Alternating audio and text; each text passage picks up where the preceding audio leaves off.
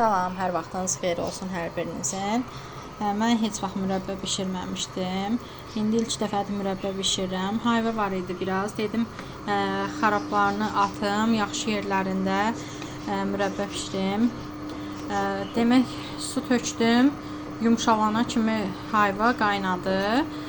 Və ondan sonra kilo yarım hayva idi deyə heyva da deyirlər. Mən hayva deyirəm.